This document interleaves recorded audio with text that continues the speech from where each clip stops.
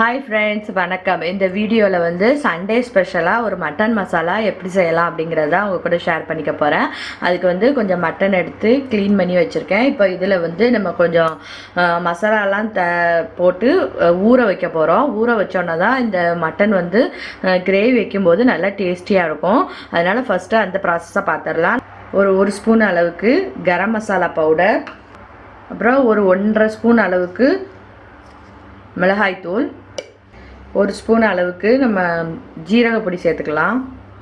அடுத்து கொஞ்சம் மஞ்சள் தூள், இஞ்சி பூண்டு பேஸ்ட்டு 1 ஸ்பூன், உப்பு ஒரு ஸ்பூன் அளவுக்கு போட்டுக்கலாம். போட்டுட்டு இப்போ இதெல்லாம் மிக்ஸ் பண்ணி ஒரு அரை மணி நேரத்துக்கு நல்லா ஊற விட போகிறோம். இப்போ இதில் வந்து 1 ஸ்பூன் அளவுக்கு தயிரும் சேர்த்துக்கலாம். தயிர் சேர்த்திங்கன்னா கொஞ்சம் சாஃப்டாக இருக்கும் மட்டன், அதுக்காக. இப்போ இது ஒரு அரை மணி நேரம் ஊறட்டும், அதுக்கப்புறம் பார்க்கலாம்.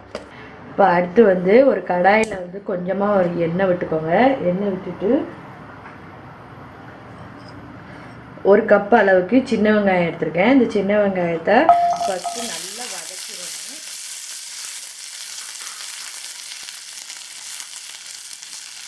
நல்லா ப்ரௌன் கலராக மாறுற அளவுக்கு நல்லா வதக்கிடணும். இந்த இதைத்தான் வந்து நம்ம அரைச்சி பேஸ்ட்டாக சேர்க்க போகிறோம் மசாலாவாக. அதனால் இதை வந்து எவ்வளோ முடியுமோ அதுக்கு ஏற்ற மாதிரி நல்லா ப்ரௌனிஷாக வதக்கி ஆற வச்சு மிக்சியில் பேஸ்ட் மாதிரி அரைச்சி வச்சுக்க போகிறோம். இதில் வந்து நீங்கள் சின்ன வெங்காயம் சேர்த்திங்கன்னா நல்லா வாசமாக இருக்கும். இல்லை உங்களுக்கு பெரிய வெங்காயம் தான் இருக்குன்னா அது கூட சேர்த்துக்கலாம். ஒரு 2 வெங்காயம் பல்லாரி வெங்காயம் சேர்த்துக்கலாம். பார்த்திங்கன்னா வெங்காயம் வந்து நல்ல ப்ரௌன் கலரில் வதங்கிட்டு இப்போ இதை ஆற விட்டு நம்ம பேஸ்ட் மாதிரி அரைச்சி ஒரு தனியாக ஒரு கிண்ணத்தில் எடுத்து வச்சுக்கலாம். அடுத்து வந்து நம்ம மட்டனை வேக வைக்கிறதுக்குள்ள ப்ராசஸை பார்க்கலாம். இப்போ வந்து ஒரு கரண்டி அளவுக்கு எண்ணெய் விட்டுக்கலாம். நான் நல்லெண்ணெய் தான் விட்டுருக்கேன். அது கொஞ்சம் ஹீட் ஆன உடனே 1 ஸ்பூன் வந்து பெருஞ்சீரகம், ஒரு 3 ஏலக்காய், ஒரு 3 கிராம்பு இதை வந்து இதில் போட்டு பொரிய விட்டுக்கலாம். இது நல்லா பொரிஞ்சதுக்கப்புறமா ஒரு பல்லாரி வெங்காயத்தை நீளமாக கட் பண்ணி அதையும் இதில் ஆட் பண்ணிடுவோம்.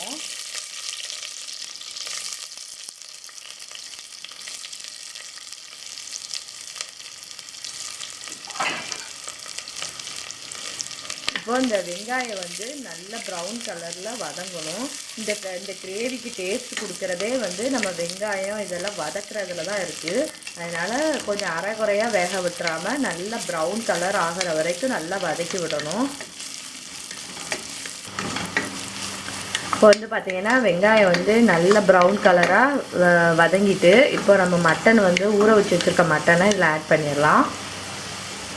இப்போ இதில் ஊற வச்சுருக்க மட்டனை வந்து ஆட் பண்ணிடுவோம்.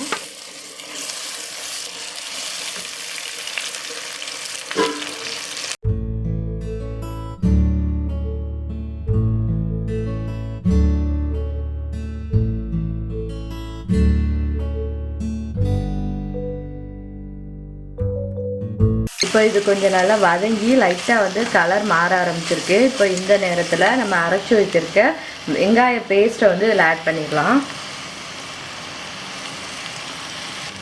இப்போ நம்ம வெங்காய பேஸ்ட்டை சேர்த்துட்டு அதை ஒரு 2 நிமிஷம் வந்து கிளறி விட்டுருங்க. ஏன்னா ஏற்கனவே வந்து வெங்காயம் வதக்கி தான் அரைச்சிருக்கோம். அதனால ரொம்ப நேரம் வதங்கணும்னு அவசியம் இல்லை. ஒரு 2-3 நிமிஷத்துக்கு மட்டும் கிளறி விடுங்க. இப்போது இந்த கறியை வந்து வேக வச்சிடலாம். அதுக்கு வந்து நம்ம வெங்காயம் அரைச்சி வச்ச மிக்சி ஜாரில் ஒட்டிகிட்டு இருக்க வெங்காயத்தையே வந்து கொஞ்சம் தண்ணி விட்டு அரைச்சிட்டு அதை இதில் ஊற்றிக்கலாம். நம்ம மூடி வச்சு குக்கர் வேக வைக்கும்போது கறியிலேருந்து கொஞ்சம் தண்ணி விடும். அதனால் கொஞ்சம் ஓரளவு மட்டும் தண்ணி விட்டிங்கனாலே போதும். நிறைய விட்டிங்கன்னா தண்ணியாக போயிடும் குழம்பு. அதனால் அதை கணக்கு பண்ணிக்கோங்க. நம்ம வந்து இப்போ மட்டன் வந்து ஊற வைக்கும்போதே வந்து நம்ம அதில் உப்பெல்லாம் சேர்த்துருக்கோம். அதனால் உப்பு வேணுமான்னு பார்த்துட்டு அதுக்கப்புறமா ஆட் பண்ணிக்கோங்க. இப்போ குக்கரை மூடி ஒரு 5-6 விசில் விட்டு வேக வச்சுக்கலாம்.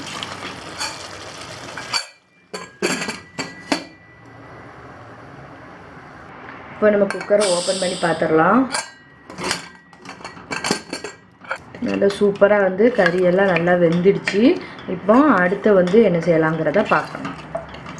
இப்போ இன்னொரு கடாயை வந்து ஸ்டவ்வில் வச்சுட்டு கொஞ்சம் வந்து எண்ணெய் விட்டுக்கோங்க. இப்போ எண்ணெய் ஹீட் ஆனோடனே ஒரு கப் அளவுக்கு சின்ன வெங்காயம் அது சின்னதாக கட் பண்ணி வச்சுருக்கேன், கொஞ்சம் கருவேப்பிலை, ஒரு 2 பச்சை மிளகாய் அதை இதில் ஆட் பண்ணிடலாம்.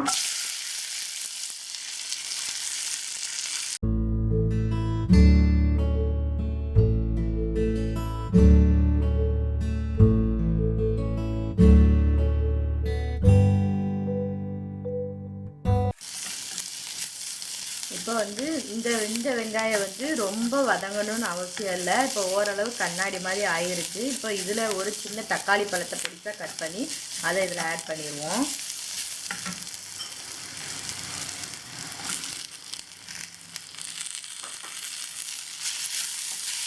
இப்போ இந்த தக்காளி பழம் கொஞ்சம் நல்லா மசிய வேகட்டும். இப்போ தக்காளி ஓரளவு வெந்ததுக்கப்புறமா 1 ஸ்பூன் அளவுக்கு மல்லித்தூள் சேர்த்து இதில் ஆட் பண்ணிக்கலாம்.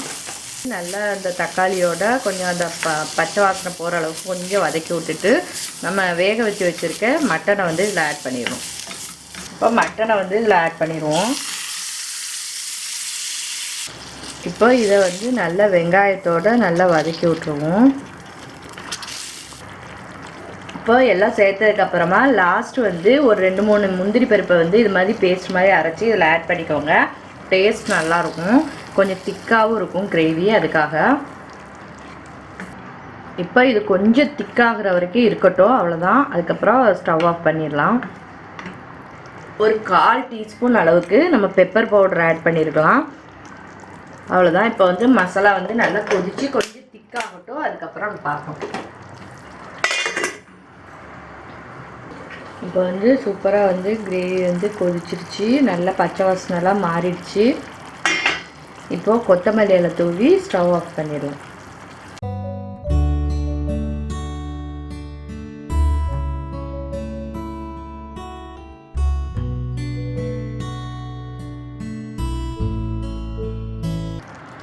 இப்போ சூப்பரான மட்டன் கிரேவி ரெடி ஆகிடுச்சு. நீங்களும் உங்கள் வீட்டில் இது மாதிரி ட்ரை பண்ணி பாருங்கள், செம்ம டேஸ்டியாக இருக்கும். இது பிரியாணி, புலாவ், ஃப்ரைட் ரைஸ் எல்லாத்துக்குமே சைட் டிஷ்ஷாக நல்லாயிருக்கும். சப்பாத்தி பரோட்டாவுக்கு கூட நல்லாயிருக்கும். நீங்களும் ட்ரை பண்ணி பார்த்துட்டு எப்படி இருந்துச்சுன்னு எனக்கு கமெண்ட்ஸில் சொல்லுங்கள். ஓகே ஃப்ரெண்ட்ஸ், நெக்ஸ்ட் வீடியோவில் பார்க்கலாம்.